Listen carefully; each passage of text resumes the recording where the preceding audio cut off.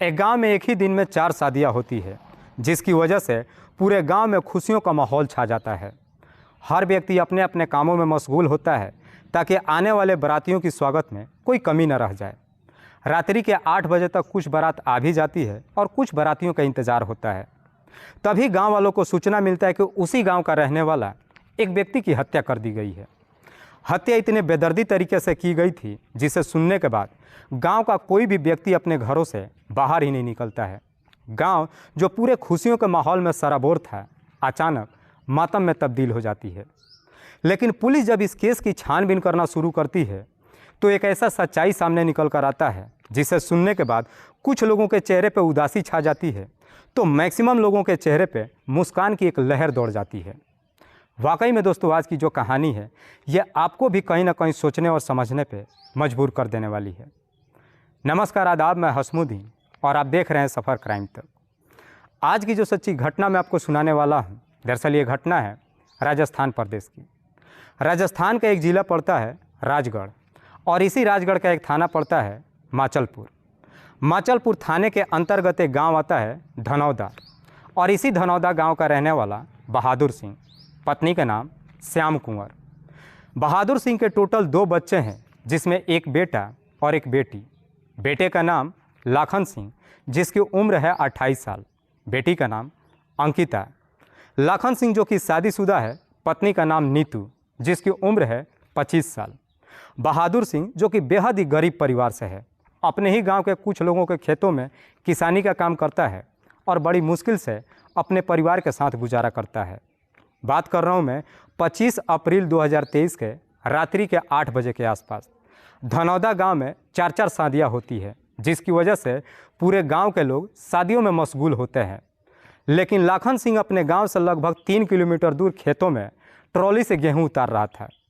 तभी वहां पे कुछ बदमाश पहुंचते हैं और लाखन के ऊपर हमला कर देते हैं। हमला कुछ इस प्रकार से करते हैं जिसकी वजह से लाखन की घटनास्थल पर ही मौत हो जाती है। लेकिन इस बात की जानकारी जब गांव वालों को मालूम चलता है, पूरे गांव में अफरा तफरी का माहौल हो जाता है। इस बात की जानकारी जब लाखन के माता पिता को जब मालूम चलता है तो लाखन के माता पिता भी रोते बिलखते भागते दौड़ते घटनास्थल पर पहुंचते हैं। लेकिन जब घटनास्थल पर पहुंचते हैं तो देखते हैं कि लाखन की पत्नी नीतू लाखन की डेड बॉडी पे दहाड़े मार करके रो रही थी। इस बात की जानकारी नज़दीकी थाने में दी जाती है। पुलिस भी अपने टीम के साथ घटनास्थल पर पहुँचती है। लेकिन पुलिस जब अपने टीम के साथ घटनास्थल पर पहुंचती है तो सबसे पहले लाखन की डेड बॉडी को चेक करती है तो मालूम चलता है कि लाखन के शरीर पे 2 गोलियां लगी है और उसके गले पे एक तेज घाव का निशान है। पुलिस सबसे पहले लाखन की डेड बॉडी को अपने कब्जे में लेती है और उसे पोस्टमार्टम के लिए भेज देती है और फिर लाखन की हत्या के बारे में उसकी पत्नी नीतू से पूछताछ करती है। तो नीतू कहती है कि साहब, मेरे पति की हत्या किसी और ने नहीं बल्कि मेरे ही छोटे भाई अंकुर ने किया है। अंकुर जिसकी उम्र है मात्र अभी 17 साल। नीतू कहती है कि मेरे भाई के साथ में मेरे चाचा प्रेमचंद और उसका चचेरा भाई सुरेंद्र भी था। पुलिस नीतू के तहरीर पे उसके भाई और उसके चाचा और उसके चाचा के लड़के, इन तीनों के नाम पे नामजद मुकदमा दर्ज करती है और फिर इस केस की छानबीन करना शुरू करती है। पुलिस इस केस की छानबीन करने के लिए सबसे पहले नीतू के भाई अंकुर और अंकुर के चाचा प्रेम और प्रेम का लड़का सुरेंद्र, इन तीनों को गिरफ्तार करने के लिए इनके घर पे जाती है तो मालूम चलता है कि ये तीनों अपना घर छोड़ करके फरार हो चुके हैं। पुलिस भी इस केस को काफ़ी सीरियस तरीके से लेती है और इन तीनों के ऊपर दबिश डालना शुरू कर देती है और आखिरकार 2 दिन के बाद ही पुलिस इन तीनों आरोपियों को कस्टडी में लेकर थाने पहुँच जाती है। पुलिस जब इन तीनों आरोपियों को लेकर के थाने में पहुंचती है, इन तीनों से लाखन के हत्या के बारे में पूछताछ करती है। ये तीनों के तीनों बिना किसी सख्ती दबाव के तुरंत ही अपना जुर्म कबूल कर लेते हैं। लेकिन जब इस हत्या की पूरी कहानी बताते हैं तो वाकई में इसे सुनने के बाद गांव का हर व्यक्ति एक ही जवाब देता है कि जो हुआ है बिल्कुल ठीक हुआ है। लाखन की पत्नी नीतू जो लाखन के ही गाँव की रहने वाली है। नीतू के पिता का नाम भगवान सिंह, माँ का नाम पार्वती देवी। भगवान सिंह के टोटल 3 बच्चे हैं, जिसमें 2 बेटियां, 1 बेटा। बड़ी बेटी नीतू, दूसरी बेटी नीलम और तीसरा बेटा अंकुर। भगवान सिंह अपने गांव का ज़मींदार है, उसके पास ढेरों सारी ज़मीन है। लेकिन इस कहानी की शुरुआत होती है घटना से ठीक 5 साल पहले, साल 2017 में, जब नीतू की उम्र 20 साल होती है।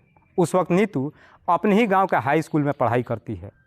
नीतू जब हाई स्कूल में पढ़ाई करने के लिए जाती है तो पढ़ाई के दौरान ही नीतू की पहली बार मुलाकात उसी के गांव के रहने वाला लाखन से होती है।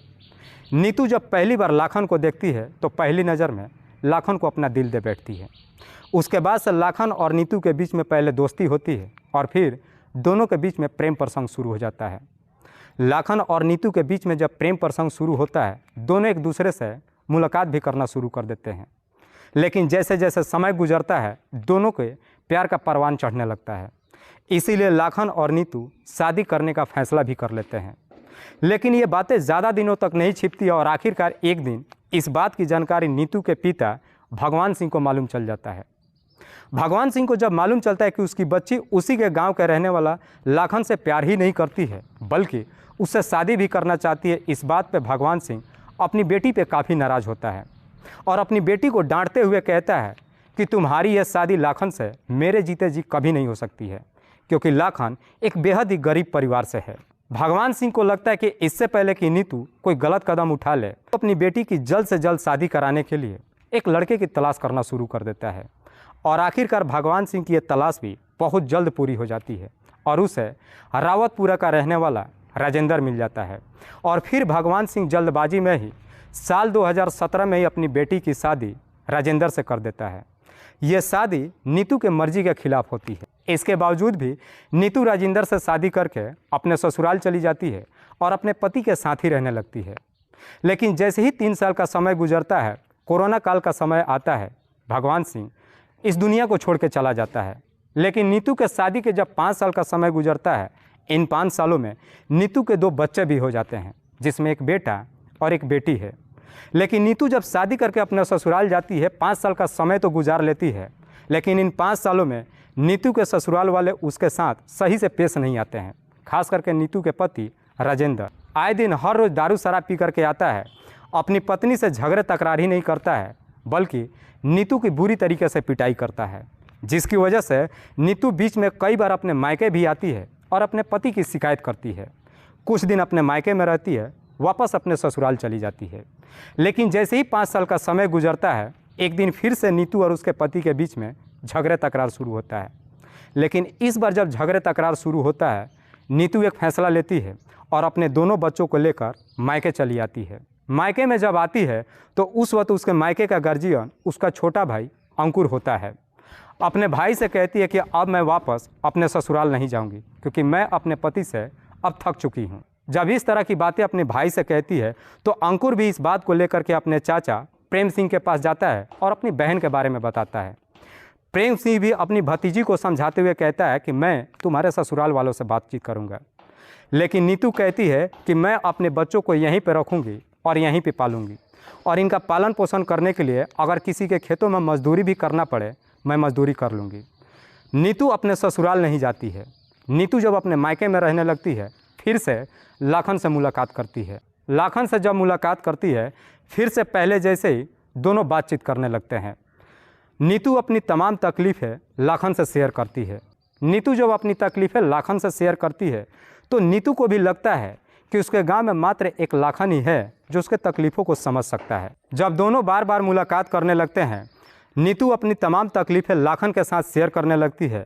तो लाखन एक दिन नीतू से कहता है कि मैं आज भी तुमसे बेइंतहा मोहब्बत करता हूँ, और मोहब्बत ही नहीं करता हूँ बल्कि आज भी मैं तुमसे शादी करने के लिए तैयार हूँ।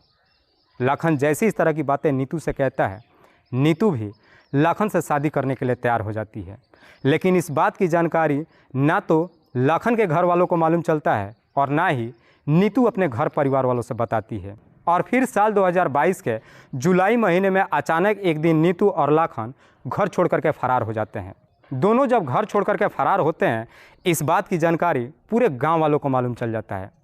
घर छोड़ करके फरार होने की वजह से नीतू और लाखन के घर परिवार वाले ही नाराज़ नहीं होते हैं बल्कि पूरे गांव के लोग नाराज़ हो जाते हैं। गांव वालों को लगता है कि इन दोनों ने जो काम किया है, ये काम हमारे रीति रिवाज से बिल्कुल अलग है। इसीलिए गांव वाले अब नीतू के भाई अंकुर के ऊपर दबाव देते हैं। इसीलिए अंकुर अपने चाचा को साथ लेकर के नज़दीकी थाने में जाता है और लाखन के ऊपर मुकदमा दर्ज करा देता है। मुकदमा जैसे ही दर्ज हो जाती है, पुलिस भी लाखन की हर जगह पर तलाश करने लगती है और आखिरकार एक दिन लाखन और नीतू दोनों को पकड़कर पुलिस लेकर आती है। लेकिन पुलिस जैसे ही दोनों को पकड़कर लेकर आती है तो मालूम चलता है कि लाखन ने नीतू से शादी कर लिया है। नीतू के घर वाले जब पूछताछ करते हैं तो नीतू कहती है कि हमने 8 जुलाई को ही शादी कर लिया है। शादी हो जाने के बाद पुलिस भी दोनों के ऊपर दबाव नहीं देती है, लेकिन गांव के लोग लाखन को तरह तरह की बातें कहते हैं। साथ ही साथ नीतू के घर परिवार वालों को भी परेशान करते हैं। सबका एक ही का नाम होता है कि इन्होंने जो काम किया है इस वजह से हमारे गांव के लोगों की काफ़ी बेइज्जती हो रही है। गांव के लोग लाखन को धमकी देने की भी कोशिश करते हैं। लाखन भी इस कदर से डर जाता है कि आखिरकार एक फैसला लेता है, अपने गांव को छोड़ देता है और नीतू को लेकर अपने ही गांव से लगभग 3 किलोमीटर दूर खेतों में जाकर के एक टपरी डाल लेता है और वहीं पे अपनी पत्नी के साथ रहने लगता है और वहीं से लोगों को खेतों में किसानी का काम करने लगता है। लाखन गांव तो छोड़ देता है, लेकिन बीच बीच में कभी कभी गांव भी आता है। लेकिन लाखन जब बीच बीच में कभी गांव में आता है तो अक्सर अंकुर या फिर नीतू के चाचा से मुलाकात होती है। लेकिन जब ये दोनों अपने सामने लाखन को देखते हैं, खास करके अंकुर जब देखता है तो अंकुर का गुस्सा 7वें आसमान पे चढ़ जाता है। अंकुर को लगता है कि लाखन की वजह से वो गांव में किसी को मुंह दिखाने लायक नहीं रह गया है। एक दिन जब लाखन गांव में आता है, फिर से अंकुर से मुलाकात होती है। उस दिन लाखन अंकुर को देख करके थोड़ा सा मुस्कुरा देता है, लेकिन लाखन की मुस्कुराहट जब अंकुर देखता है उसके अंदर आग लग जाती है। अंकुर उसी दिन सोच लेता है कि अब वो लाखन को नहीं छोड़ेगा।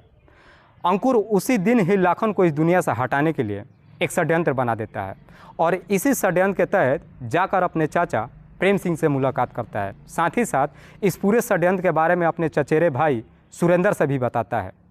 अंकुर जब अपने षड्यंत्र के बारे में अपने चाचा और चचेरे भाई दोनों से बताता है तो दोनों ही अंकुर का साथ देने के लिए तैयार हो जाते हैं और फिर लाखन को इस दुनिया से हटाने के लिए एक सही मौके का इंतजार करने लगते हैं। 5 अप्रैल 2023 को धनौदा गांव में एक ही दिन 4 शादियां पड़ जाती है, जिसकी वजह से पूरे गांव के लोग शादियों में मशगूल हो जाते हैं। अंकुर और उसके चाचा को लगता है कि यही सही मौका है। सही मौका निकाल करके उसी दिन अपने षड्यंत्र के तहत अंकुर, उसके चाचा प्रेम सिंह और उसके चाचा का लड़का सुरेंद्र गांव से बाहर रात्रि के 7 बजे निकलते हैं और लाखन से मुलाकात करने के लिए खेतों में जाते हैं। जब जाते हैं तो अपने षड्यंत्र के तहत अंकुर अपने साथ में एक हथियार भी ले लेता है, तो वहीं पे सुरेंद्र एक सबल ले लेता है। ये तीनों जब 7 बजे के आसपास खेतों में जाते हैं तो देखते हैं कि उस वक्त लाखन ट्रॉली से गेहूं उतार रहा था। वहाँ आसपास में कोई भी नहीं था। ये तीनों जब वहाँ पे पहुँचते हैं, इन तीनों को देख करके लाखन को भी बड़ा अजीब सा लगता है, लेकिन लाखन इससे पहले कि कुछ समझ पाता, ये तीनों लाखन के ऊपर हमला कर देते हैं। इसके बावजूद भी लाखन वहाँ से भागने की कोशिश करता है, लेकिन जैसे ही भागने की कोशिश करता है अंकुर लाखन के ऊपर गोली चला देता है। जो गोली लाखन के एक पेट में लगती है और एक उसके सीने पे लग जाती है, जिसकी वजह से लाखन वहीं पे गिर जाता है। उसके बाद से ये तीनों लाखन की बुरी तरीके से पिटाई करते हैं, जिसकी वजह से लाखन की घटनास्थल पे ही मौत हो जाती है। इसके बावजूद भी इन्हें यकीन नहीं होता है कि लाखन इस दुनिया को छोड़ के जा चुका है। अंकुर सुरेंद्र के हाथ से वो सबल लेता है और लाखन के गले पे इतने ज़ोर से वार करता है कि वो सबल लाखन के गले के सीधे पार हो जाती है। उसके बाद से ये तीनों मौके से फरार हो जाते हैं। लेकिन जैसे ही थोड़ी देर का समय बीतता है, थोड़ी देर बाद लाखन की पत्नी नीतू वहाँ पे पहुँचती है। नीतू जैसी वहाँ पहुँचती है, अपने पति को इस हालत में देखती है, नीतू दहाड़े मार करके रोना धोना शुरू करती है।